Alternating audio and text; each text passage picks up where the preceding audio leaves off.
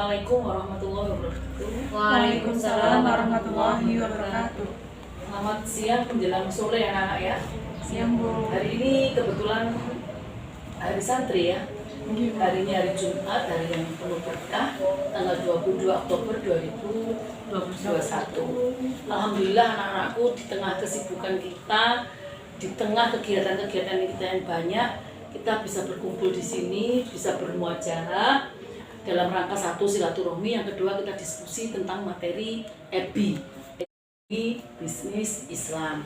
Kebetulan hari ini kelas SMD ya, SD semester 3 ya, ada Elva ketua kelas, ada Dian, dan ada Aul ya. Mudah-mudahan hari ini bisa berjalan lancar dan bisa bermanfaat bagi teman-teman yang lain.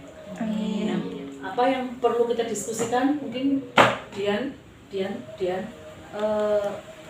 Sebenarnya apa sih Bu yang perlu dipelajari dalam etika bisnis Islam itu?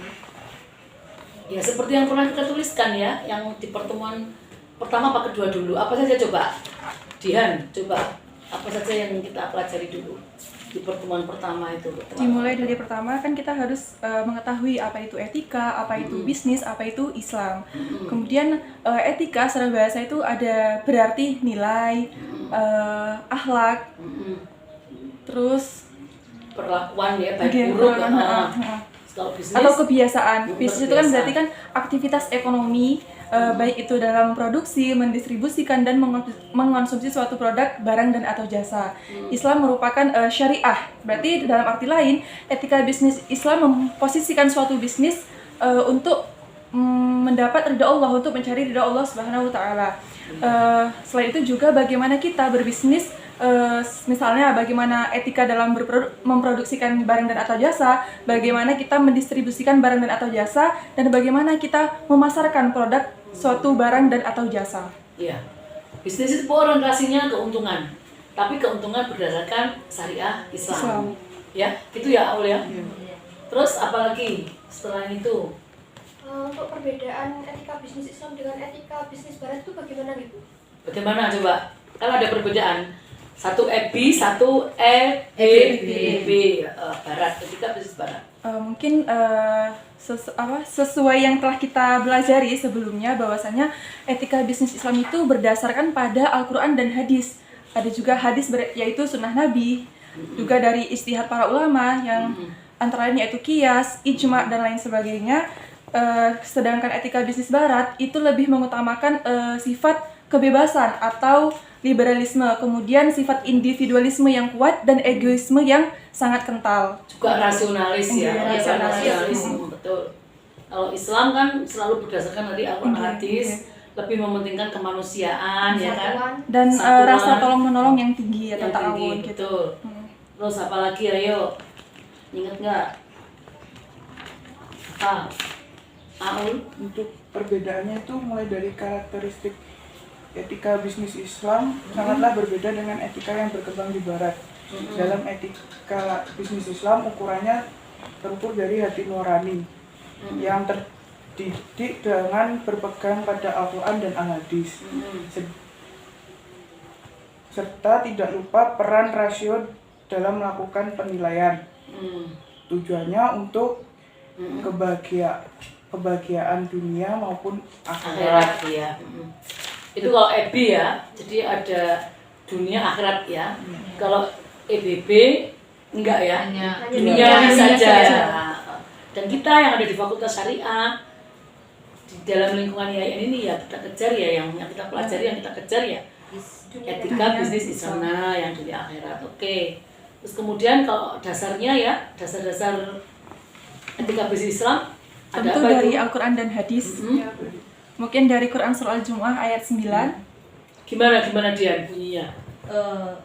Bismillah. A'udzubillahi minasyaitonirrajim. Bismillahirrahmanirrahim. Ya ayyuhalladzina amanu idza nudiya lis-sholati min yaumil jumu'ati fas'au ila dzikrillahi wa dzarul bayyi. Dzalikum khairul lakum in kuntum ta'lamun. Artinya, yang artinya hai orang-orang beriman, apabila diseru untuk menunaikan sholat Jumat, maka bersegeralah kamu kepada mengingat Allah dan tinggalkanlah jual beli. Yang demikian itu lebih baik bagimu jika kamu mengetahui. Nah. Sedangkan ayat ke-10, Bismillahirrahmanirrahim. Fa idza qudiyatis sholatu fantasiru fil ardi wabtaghu min fadlillahi wa dzkurullaha katsiran la'allakum tuflihun. Yang artinya apabila telah ditunaikanlah sholat, maka bertebaranlah kamu di muka bumi dan carilah karunia Allah dan ingatlah Allah banyak-banyak supaya kamu beruntung. Ya. Itu ayat dari 9-10 ya. Al-Jum'ah ya. Itu dasar ekonomi bisnis Islam. Itu salah satu loh ya, banyak ayat yang lain. Surat An-Nisa ada, Al-Baqarah juga ada ya. An-Nahl yang tentang jujur dalam takaran dan pertimbangan. An-Nahl ayat 89 tentang petunjuk dari Allah dan kitab-kitabnya. Oh iya, itu ya. Selain itu Quran surat Hud ayat 61 tentang membangun ekonomi bumi. Terus Quran surat Al-Zariyat ayat 56 yaitu tentang beribadah pada Allah melalui kegiatan ekonomi. Selain itu Quran surat Al-Baqarah ayat 30 yaitu memimpin perekonomian negara atau dunia. Iya, iya. Ada juga Quran surah An-Nisa ayat 29 yang tentunya dalam etika bisnis maupun Islam atau Barat kan selalu ada persaingan dalam bisnis. Nah, di Quran surah An-Nisa ayat 29 juga menerangkan tentang wahai orang-orang yang beriman, janganlah kamu saling memakan harta sesamamu dengan jalan yang batil. Betul. Terus apa lagi mau ditanyakan? Selain itu semua. Dalam hadis Nabi juga dijelaskan, jangan menyaingi kawan. Rasulullah telah bersabda, janganlah kamu menjual dengan menyaingi dagangnya saudara. Jadi dalam etika bisnis Islam itu tidak boleh menyaingi dari kawan-kawannya yang sudah. Jadi persaingan yang Islami yang seperti saya terangkan ya. 2 minggu yang lalu di rumah sini ya, kita tatap muka sama teman-teman yang lain itu ya. Jadi persaingan yang sehat seperti apa, kemudian paradigma berpikirnya seperti apa Jual beli dalam tanpa ada tipuan. betul, jujur, tidak ada tipuan. Amanah. Nah itu zaman Rasulullah bagaimana?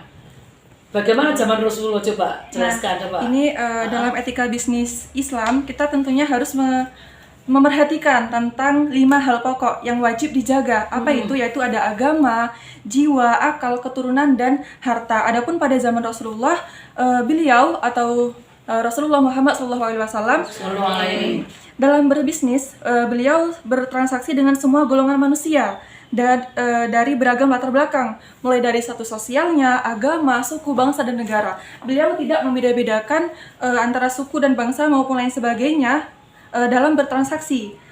Rasulullah selalu menerapkan etika dalam bisnis sehingga beliau mampu menjaga nilai-nilai harga diri, kehormatan, dan kemuliaan.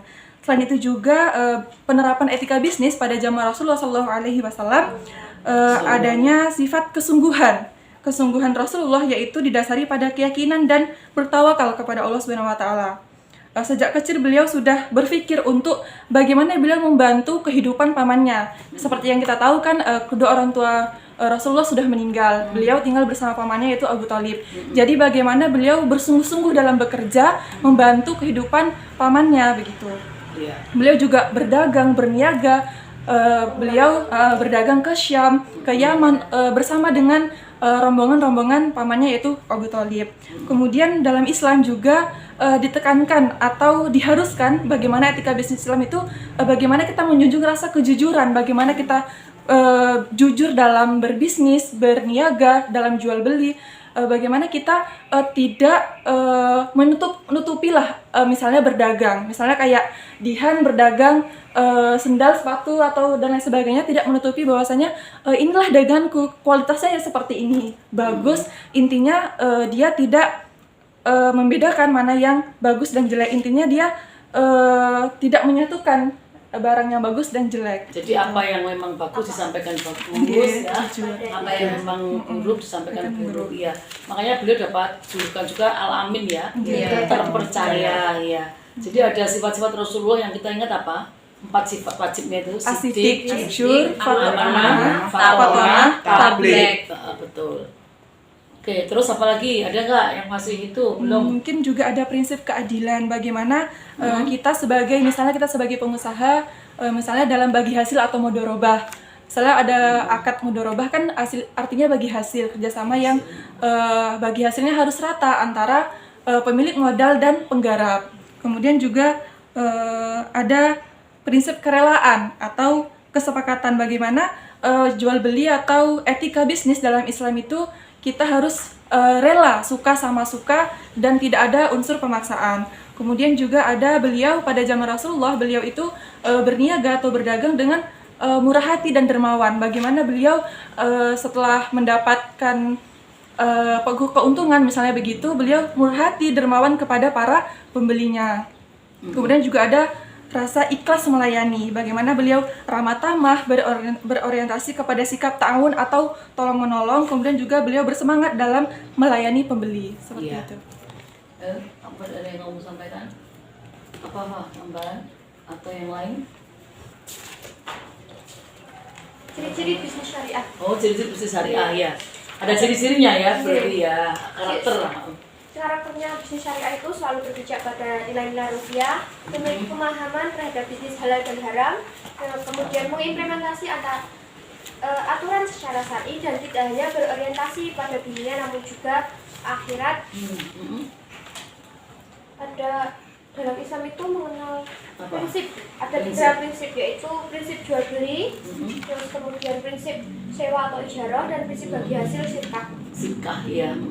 Oke, itu ya prinsip dalam jual beli, dalam bagi hasil, dalam bagian kayak di PT ya.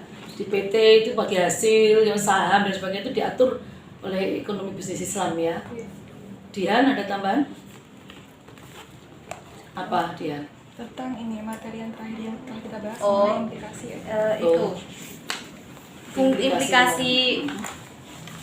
Implikasi etika dalam fungsi-fungsi bisnis Islam. Meliputi etika dalam fungsi pemasaran, itu dibagi menjadi 4. Dalam konteks produk, itu produk yang halal dan thayyib, produk yang berguna dan dibutuhkan, produk yang berpotensi ekonomi atau benefit, produk yang bernilai tambah yang tinggi dalam jumlah yang berskala ekonomi dan sosial, serta produk yang dapat memuaskan masyarakat. Poin yang kedua, dalam konteks harga.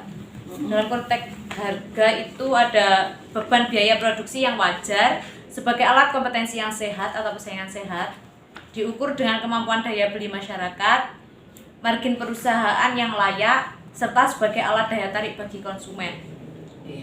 Nah, poin yang ketiganya itu dalam konteks distribusi, itu meliputi kecepatan dan ketetapan waktu, keamanan dan keutuhan barang, sarana kompetensi memberikan pelayanan kepada masyarakat, serta konsumen mendapat pelayanan cepat dan tepat.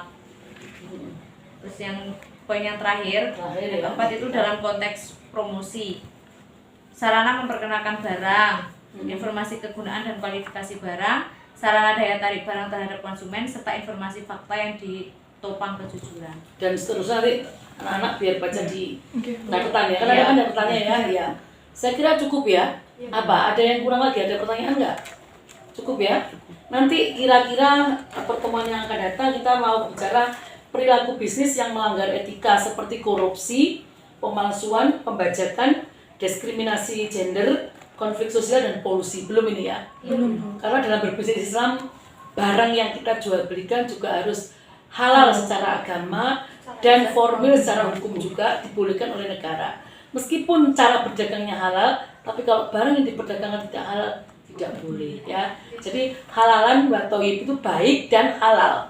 Kalau halal tok berbeda, baik tok berbeda ya. Terus nanti kita tambahi budaya organisasi dan perusahaan. Ada budaya atau ada kebiasaan yang lahir dari masyarakat, dari kita semua dalam sebuah perusahaan dan dalam sebuah bisnis. Seperti apa yang bagus, seperti apa yang jelek, seperti apa yang perlu kita lestarikan. Oke? Al sudah ya, Dian dan El sudah semua ya, Eva. Mudah-mudahan kita bisa ketemu lagi.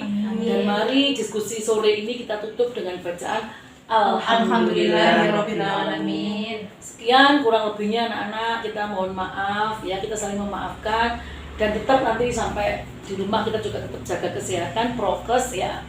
Ya, tetap cuci tangan, tetap pakai masker. Setelah ini kan diskusi sudah dibuka maskernya. Setelah ini tetap pakai masker lagi dan mudah-mudahan kita bisa ketemu di diskusi yang selanjutnya.